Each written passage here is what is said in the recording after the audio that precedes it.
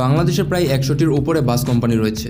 যদি কথা হয় কোন কোম্পানির কাছে সবচেয়ে বেশি বাস রয়েছে এবং কোন কোম্পানি বাংলাদেশের বাসের জগতে এগিয়ে রয়েছে, তাহলে সবার প্রথম নাম আসবে হানিফ এন্টারপ্রাইজের।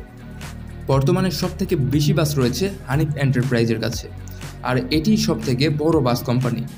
বাংলাদেশের বাসের জগতের সম্রাট বলা হয় হানিফ এন্টারপ্রাইজকে। হানিফ এন্টারপ্রাইজের প্রতিষ্ঠাতা হচ্ছেন জয়নুল আবেদিন। মাত্র একটা ট্রাক দিয়ে তার পরিবহনের যাত্রা শুরু হয়েছিল, আর সেই একটা ট্রাক থেকে বর্তমানে তিনি ১২০০টি বাসের মালিক। জয়নুল আবেদিন তার ছোট ছেলের নামে হানিফ এন্টারপ্রাইজ রাখে। তবে জয়নুল আবেদিন ইতিমধ্যে দুনিয়া থেকে বিদায় নিয়েছে।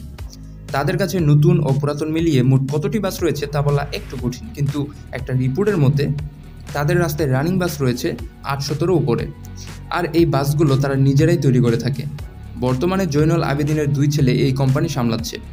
কে কে হানিফ এন্টারপ্রাইজে ভ্রমণ করেছেন কমেন্টে জানাবেন। এরপর রয়েছে শ্যামলী পরিবহন। শ্যামলী পরিবহনকে বাংলাদেশের বাস জগতের মধ্যে বাসের রানী বলা হয়, কারণ হানিফ এন্টারপ্রাইজের পরেই অবস্থান শ্যামলী পরিবহনের। কিন্তু শ্যামলী পরিবহন আগেই আলাদা হয়ে গেছে, তারা ২ ভাগে ভাগ হয়ে গেছে। একটা হচ্ছে শ্যামলী এনআর ট্রাভেলস, আরেকটি হচ্ছে শ্যামলী এসপি সেকশন। এই দুটোর মধ্যে যদি তুলনা করা হয় তাহলে শ্যামলী এনআর ট্রাভেলসই জনগণের কাছে শ্যামলী পরিবহন নামে পরিচিত। শ্যামলী পরিবহনের এসি বাস নেই বললেই চলে, তাদের কাছে হাতে গোনা কয়েকটি মাত্র এসি বাস রয়েছে। বর্তমানে শ্যামলী পরিবহনের কাছে রানিং প্রায় ৫০০টির উপরে বাস রয়েছে, তবে দুটো সেকশন মিলে ১০০০টির উপরে বাস রয়েছে তাদের কাছে। এই কোম্পানিটির যাত্রা শুরু হয়েছিল মাত্র একটি স্কুটার দিয়ে। শ্যামলী পরিবহনের মালিকের নাম হচ্ছে অরুণ কুমার ঘোষ। তিনি প্রথমে একটা স্কুটি বিক্রি করে একটা বাস কিনেছিলেন। পাবনায় জন্মগ্রহণ করা ৩ ভাইয়ের পরিশ্রমে শ্যামলী পরিবহন প্রতিষ্ঠা করা সম্ভব হয়েছে। এরপর বাংলাদেশের বাসের জগতে তৃতীয় অবস্থানে রয়েছে এনা পরিবহন। বাংলাদেশের বিশিষ্ট রাজনীতিবিদ খন্দকার এনায়েতুল্লাহ এই বাস কোম্পানির মালিক। বর্তমানে তাদের কাছে রানিং বাস রয়েছে প্রায় ৫০০টি।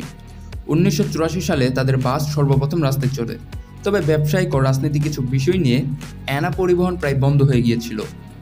২০০১ সাল থেকে ২০০৫ সালে এনা পরিবহন প্রায় একদম ভেঙে পড়েছিল, এবং কি রাস্তাতে তাদের একটি বাসও ছিল না।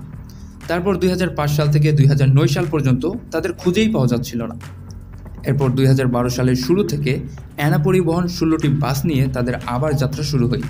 এরপর তাদের বহরে একে একে যোগ হতে থাকে সব লাক্সারিয়াস বাস।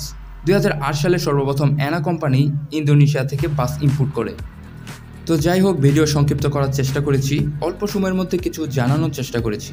তো আপনি এই বাসগুলোর মধ্যে কোন কোন বাসে ভ্রমণ করেছেন তা অবশ্যই কমেন্টে জানাবেন, এবং কোন বাসের সার্ভিস সবচেয়ে ভালো লেগেছে তাও অবশ্যই জানাবেন।